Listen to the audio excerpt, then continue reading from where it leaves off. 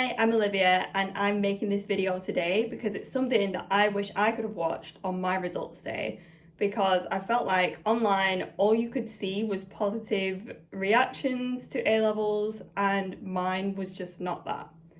I have just graduated this summer and my life played out in a way that I didn't expect it to, and when I received my A-level results I thought that it was the end of the world. Like, I was absolutely devastated. And if you too haven't got the results that you wanted to, I just want to tell you that it's completely okay to feel upset and feel that way, especially if you've been rejected from a university that you thought you were going to be moving to in September. It's really a massive deal and it is a lot to deal with. And you know, it feels like the end of the world because for the past 2 years you have put everything you've got into studying these subjects. You've put in so many hours. Your life is basically dedicated to studying these subjects, and hand on heart, I feel like my time during A-levels was far more difficult than my time during my degree because it was so intense and so in-depth. So when you open that envelope and you see grades that aren't reflective of the work that you put in, it can honestly feel awful. And I just want to remind you that your grades do not define you as a person, which it's so hard to remove yourself from feeling like your academic results define you as a person. That was something that I really had to distance myself from. But it's okay, and I'm going to talk about options that I didn't really consider when I was at university. When I was at university, when I was 18. So I was really encouraged to go down the traditional route of going to university. I went to a sixth form and they made everyone apply for university. Even the people who said that they didn't want to go and didn't end up going had to write a personal statement. They had to go through all of the process.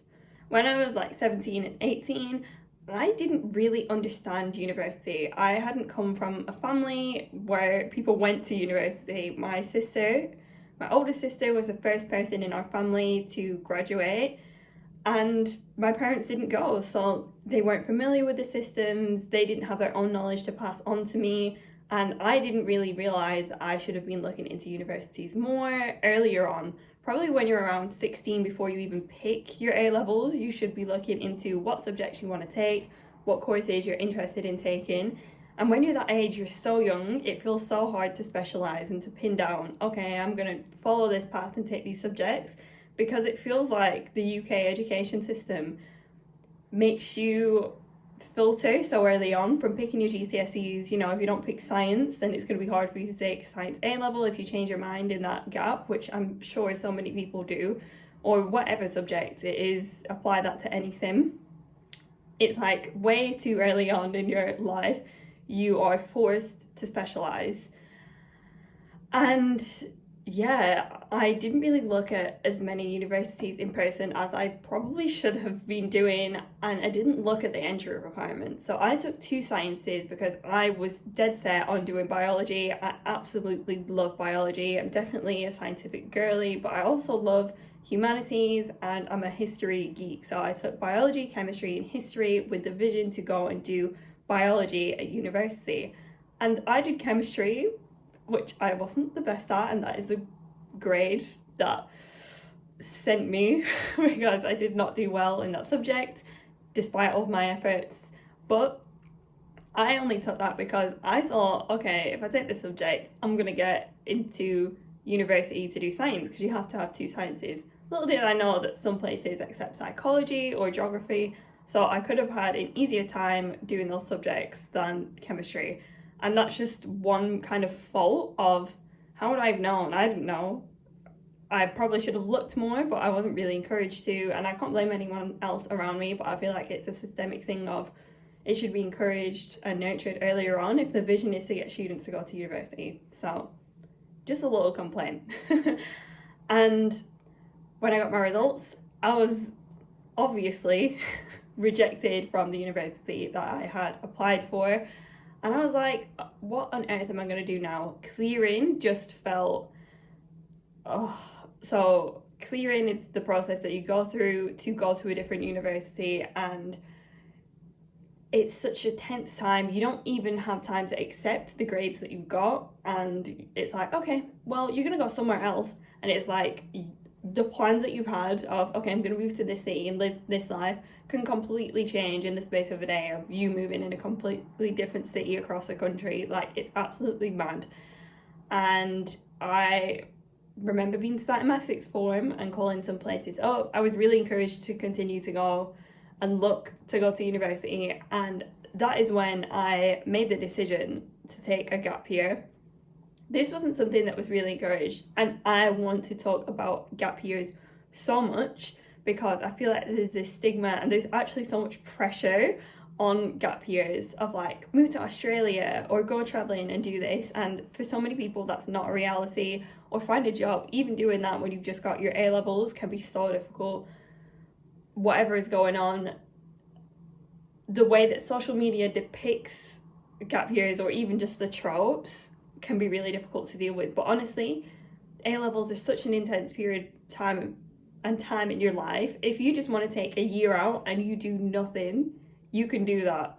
And I would actually, that is totally fine. If you need a year to decompress, to prepare yourself, to get your head clear, absolutely do it. Because I think so many people's mental health struggles during those intense exam periods, and you might just need the time to unwind properly before you make any big changes in your life, and you will be so grateful to yourself for doing that. And there's an absolute array of things that you can do on your gap year that are non-traditional. If you volunteer, you do online courses, you look more into doing different subjects, try and learn a language. You can do a lot of learning at home without having to go out and do stuff and without having to spend money, because I think it's a very middle class thing to be like, oh yeah, I'm just going to take a gap year and go traveling.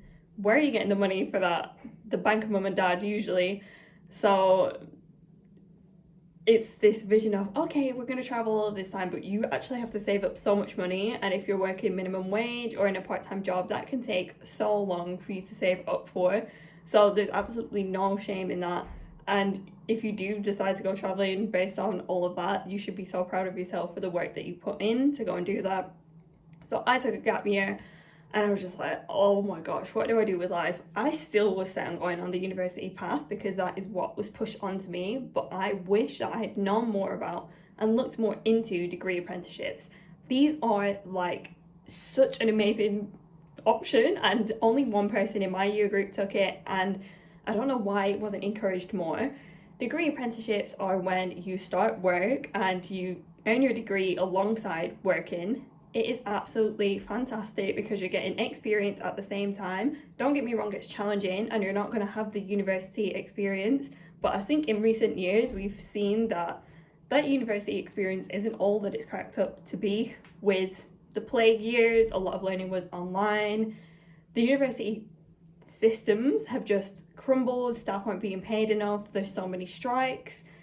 People this year haven't been able to graduate because of the marking boycotts, and it's like, at this point, why would you even enter university? I know that it's esteemed, I know that it's the traditional path, it's what's encouraged, it's kind of expected for you to have a degree or a master's, and I'm saying no to that. I think that you can find a way into whatever career you want, unless it's like something super traditional like law or becoming a doctor.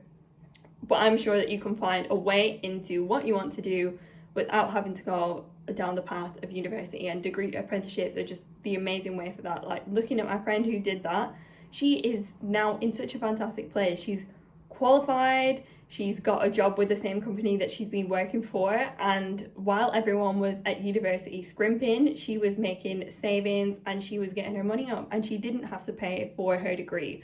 So how about that? She is honestly living her best life, and they have these in so many different types and lines of work. You just have to look to find them, and I would really encourage you to go out and try and do that and see if there's anything that you could do. And you might not get the traditional university experience, but if you've got friends who are going to university, you can definitely go and have your taste of that. Try and join in on their freshers, or go and have whatever aspect of university you want. You can definitely get a taste of that while you're doing a degree apprenticeship or working.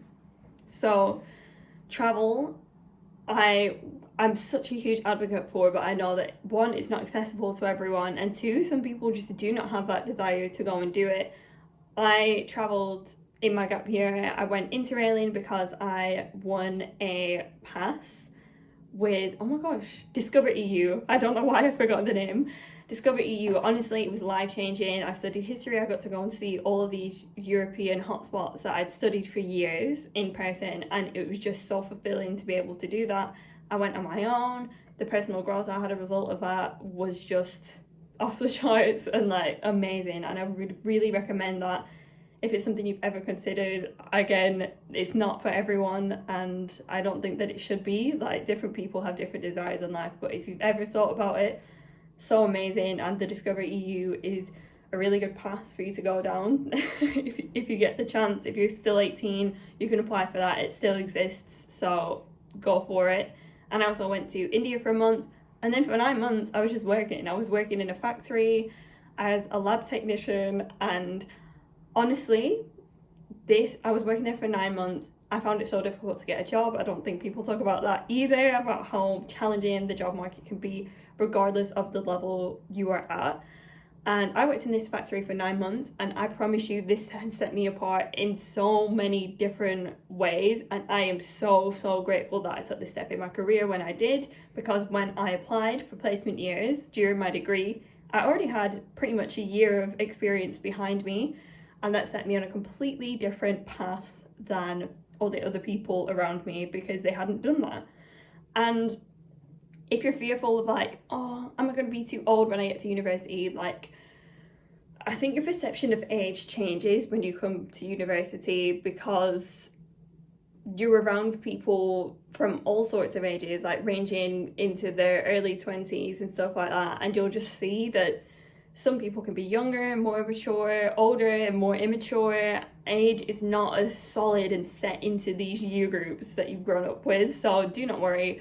No one's going to be like, why are you 19 and you're in first year? Like, there's so many reasons that people don't come to university straight away as soon as they're 18. And I would so encourage you to take a look and take a breather and just think about what you want to do. And it's absolutely okay to be upset. It took me so long to be able to get over what happened with my A-levels. I really felt like a failure, and that is something that over my university experience I've been able to grow from, and I no longer see getting a bad grade as a reflection of my own worth, which can be like, it sounds so easy to just change to, but if you feel that way when you get your results, it isn't easy, and it's not a big thing. So I made this video to basically talk to my younger self, or to anyone else who is in the same position that I was, and tell you that it's okay to feel awful and feel so sad and so upset that you didn't get the results that you wanted. But life does not stop here. You've got so many options ahead of you. You are so young, and I know it sounds awful to hear that, and you're like, whatever, like, I'm so young, but you're the perfect kind of young. You're young, you're an adult, you're in control, and you can do whatever you want to with your life. Take a moment to breathe, take a moment to relax, and do what's best for you. It's okay that you failed or you didn't do as well as you wanted to, and it doesn't spell out the end for you. I know that this is like the only kind of reassurance I can offer via a video, but I truly wish you the best in your next steps. Thank you for listening. Bye.